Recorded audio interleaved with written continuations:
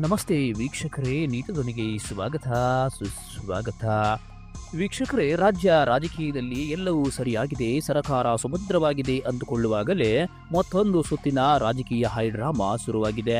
ಹೌದು ವೀಕ್ಷಕರೇ, ಆಡಳಿತ ಪಕ್ಷದೊಳಗೆ ಒಳಗೊಳಗೆ ಕುದಿಯುತ್ತಿದೆ ಜ್ವಾಲಾಮುಖಿ. ಈಗ ಡಿನ್ನರ್ ಪಾಲಿಟಿಕ್ಸ್ ರೂಪದಲ್ಲಿ ಸ್ಫೋಟಗೊಂಡಿದೆ. ಹೌದು, ನಾಯಕತ್ವ ಬದಲಾವಣೆಯ ಕೂಗು ಮತ್ತೆ ಮುನ್ನೆಲೆಗೆ ಬಂದಿದ್ದು, ನಿನ್ನೆ ರಾತ್ರಿ ಬೆಂಗಳೂರಿನಲ್ಲಿ ನಡೆದ ಆ ಒಂದು ರಹಸ್ಯ ಊಟದ ಕೂಟ ಈಗ ಇಡೀ ರಾಜ್ಯದ ಗಮನ ಸೆಳೆದಿದೆ.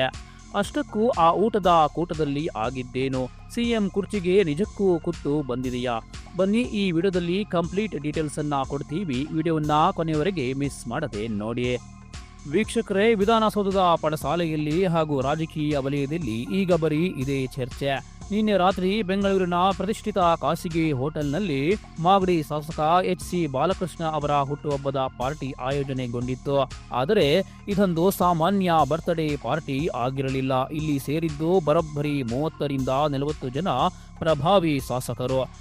ವೀಕ್ಷಕರೇ, ಇಲ್ಲಿ ನೋಡುವಂತಹ ಇನ್ನೊಂದು ವಿಚಾರ ಏನಂತ ಹೇಳಿದ್ರೆ, ಈ ಪಾರ್ಟಿಯಲ್ಲಿ ಭಾಗಿಯಾದ ಬಹುತೇಕ ಶಾಸಕರು ಉಪಮುಖ್ಯಮಂತ್ರಿ ಡಿ.ಕೆ. ಶಿವಕುಮಾರ್ ಅವರ ಆಪ್ತ ಬಣದಲ್ಲಿ ಗುರುತಿಸಿಕೊಂಡವರು.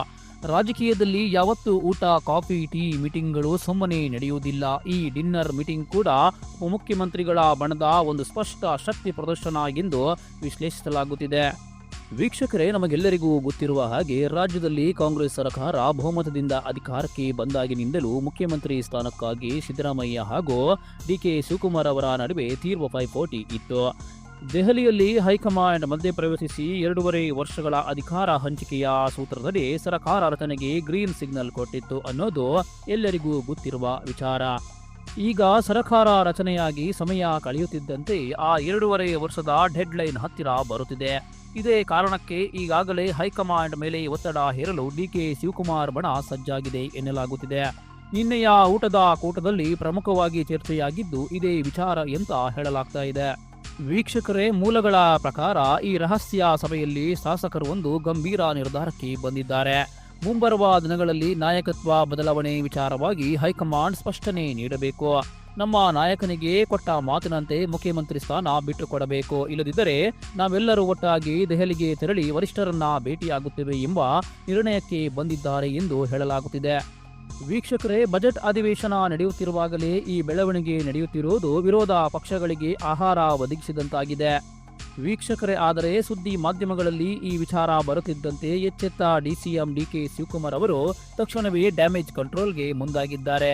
ಶಾಸಕರಿಗೆ ಖಡಕ್ ವಾರ್ನಿಂಗ್ ಕೊಟ್ಟಿರುವ ಅವರು, ನನ್ನ ಪರವಾಗಿ ಯಾರೊಬ್ಬರೂ ದೆಹಲಿಗೆ ಹೋಗುವುದು ಬೇಡ. ಶಾಸಕರ ಆ ಡಿನ್ನರ್ ಮೀಟಿಂಗು ಪಕ್ಷಕ್ಕೂ ಯಾವುದೇ ಸಂಬಂಧವಿಲ್ಲ.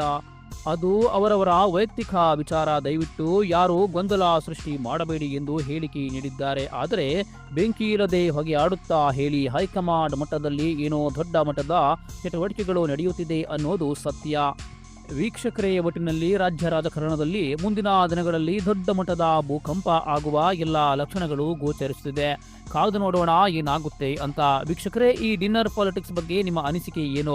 ರಾಜ್ಯದ ಮುಂದಿನ ಸಿಎಂ ಯಾರಾಗಬೇಕು ಅಂತ ನೀವು ಬಯಸ್ತೀರಾ? ಕಮೆಂಟ್ ಬಾಕ್ಸ್ನಲ್ಲಿ ನಿಮ್ಮ ಅಭಿಪ್ರಾಯವನ್ನ ಮುಕ್ತವಾಗಿ ಹಂಚಿಕೊಳ್ಳಿ.